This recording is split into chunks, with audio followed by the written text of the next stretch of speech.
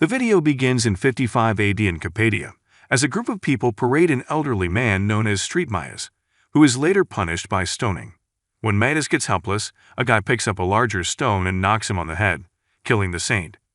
Centuries later, in 129 AD, Christianity rules Europe, and crusades are begun to retake Jerusalem. In addition, Normans loyal to King John of England are fighting to conquer Ireland, where a holy relic is kept in a small monastery deep in the country's interior. Switching to a young monk named Diarmuid and the Mute, a guy is discovered stranded on the shore and assisted by Diarmuid. Diarmuid and the other monks have come to know him as the Mute, and he has since become Diarmuid's buddy and the monastery's guardian. They were on a hill near the monastery when 3 horsemen approached. Diarmuid dashes down the hill to the monastery, alerting the other monks that knights have arrived. The knights are headed by Frere Giraldus, a French Cistercian monk who meets the abbot and announces his purpose as Pope Innocent II's ambassador in Rome to convey the sacred relic from the abbey to Rome. Hearing this, the abbot accepts because the relic is reputed to have the ability to destroy non-believers. According to certain stories, the relic can release God's wrath on foes, guaranteeing victory in the impending crusades. Soon after, they and several monks recover a golden chest carrying the holy relic from a pit near the monastery. The abbot then sends 5 monks, including Diarmuid and the Mute, to join Giraldus on his sacred pilgrimage to bring the relic to Rome. Diarmuid, the Mute, and the 3 monks called Kieran, Cathal, and Rua hurriedly prepare to put the holy relic onto a cart before embarking on their solemn pilgrimage to Rome, headed by Giraldus. As the company goes a long way across the plains, the sky darkens with clouds, and the horse-drawn cart carrying the holy relic becomes immobile, as if the relic itself is extremely heavy. As a result, Diarmuid and the other monks attempt to push the cart, but are startled when a lightning bolt strikes the golden chest containing the sacred relic. The resultant sparks provoke a brief panic among the monks, who rush to extinguish the fire. After the fire is out, Kieran attempts to touch the golden chest, only to find it searing hot and burning his palm. Meanwhile, rain begins to fall, forcing the party to continue their journey and seek refuge. After a while, when darkness sets, Giraldus and his company decide to rest and light a fire. They then talk about how the Vikings were lured to the holy relic's magic and attempted to seize it. At the time, the Vikings raided the monastery at night, slaughtering the sleeping monks before stealing the relic.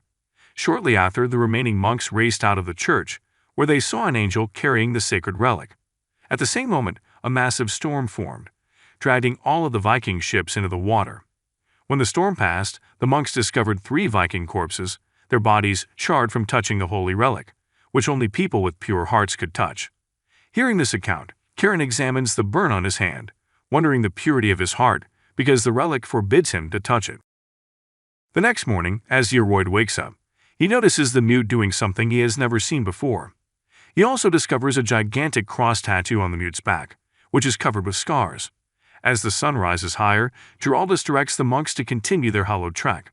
Along the journey, they come upon a tiny river, and Giraldus, thirsty, decides to drink from it. Giraldus was promptly forbidden by the monks from drinking the river water, which they believed was inhabited by fairy creatures who emerged at night from the river's cracks. Many believe that the river water contains magical powers that are harmful to people. However, Giraldus dismisses the narrative as superstition.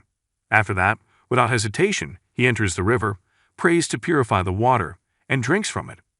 Giraldus and his companions then start their long trek, arriving in a forest where they are approached by a contingent of Roman allied soldiers. After learning of Giraldus' mission to transport the holy relic, the troops, led by a king's son named Raymond de Merville, accompany Giraldus' group to meet his father, King Baron de Merville. On their route to the king's camp, the gang comes upon the carcass of a fox impaled on a tree with the sign of the Uamor tribe, a tribe that previously prayed to God but turned to other objects after their pleas for victory in war went unanswered. Simultaneously, they spy fish thieves across the river, leading Raymond's men to fire arrows at them. After apprehending the fish thief in the kingdom's realm, Raymond's troops severed his hand. During this time, Raymond and his troops notice a Mute who looks familiar from the Crusades. They continue on their trek until they arrive at the camp, where they encounter Baron, who is famed for his faithfulness and commitment to God. When Baron meets Giraldus, he says that if he were younger and stronger, he would join the sacred voyage to Rome.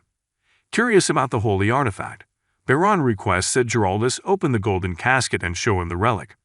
Giraldus agrees, and when the chest is opened, the holy relic is revealed to be the stone that a man used to kill Maias thousands of years ago. Giraldus and his crew continue their trek the following day, accompanied by Raymond's soldiers. When they approach the riverbed, they discover that the bridge they meant to cross has been burned down by the Ua Morta tribe. As a result, Raymond and some of his men decide to seek down the Ua Morta group responsible for the bridge's destruction, while Giraldus leads the remaining escort. As Giraldus' company passes across Ua Morta territory, they are unexpectedly assaulted by tribal members. Raymond's guards are killed one by arrows and sword attacks from the enemy. In the midst of the pandemonium, the mute gets a sword and begins fighting the attacking Ua Morta members. Eventually, the mute loses control and brutally murders one of the tribal members by repeatedly slamming an iron shield into him.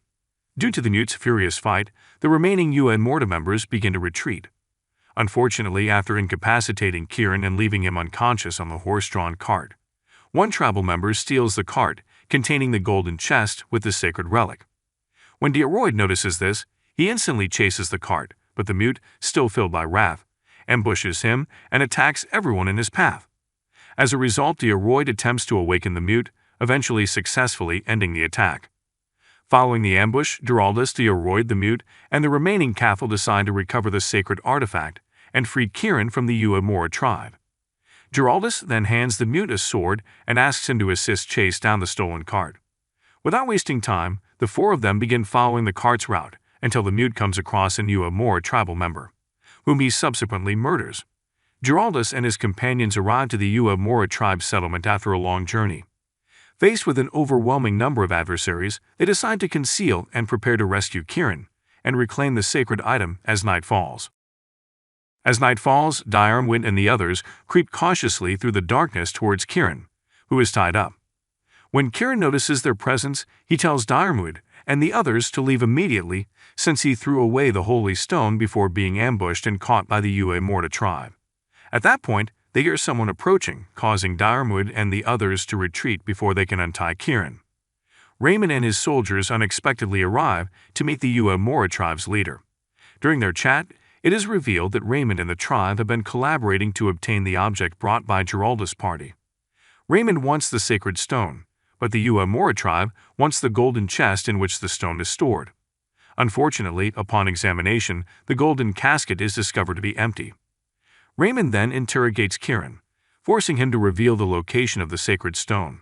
However, Kieran remains mute, which enrages Raymond, who continues to torture him by stabbing him in the abdomen with a special sharp instrument, twisting it before pulling it out, causing Kieran's intestines to pour out. The torture kills Kieran on the spot, and deuro and the others are appalled by Raymond's horrific behavior. When the situation appeared to be under control, Diarmid and the others return to the scene of the Ua Morta tribe's attack in quest of the holy stone that Kieran had thrown earlier. Using a torchlight, they discover the stone, which Diarmid immediately snatched, and they dashed away to evade Raymond's warriors who were looking for them to collect the holy stone.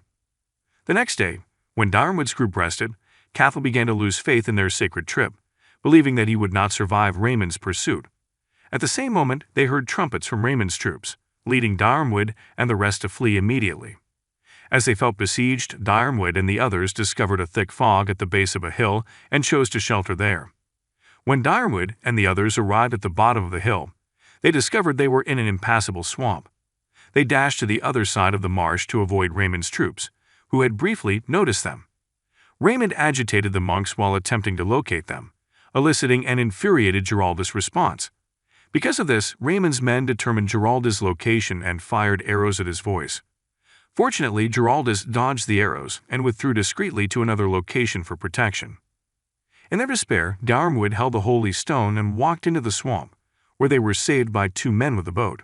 With no other option, Giraldus hired the two boatmen to get them away from the region. After following the river, they arrived at the sea. Unfortunately, because the tide was out, they had to wait until dusk for it to rise before continuing their trek. Unfortunately, this strategy backfired when Raymond's horsemen came on the shore, causing Diarmid and the others to launch their boat into the sea quickly. In a state of terror, Giraldus requested that the mute hold off Raymond's men in order to preserve the sacred relic they were carrying. Giraldus then told the mute that if he succeeded, God would forgive all of his sins from the Crusades. To atone for his misdeeds during the Crusades, The mute walked alone to the shore to confront Raymond and his men.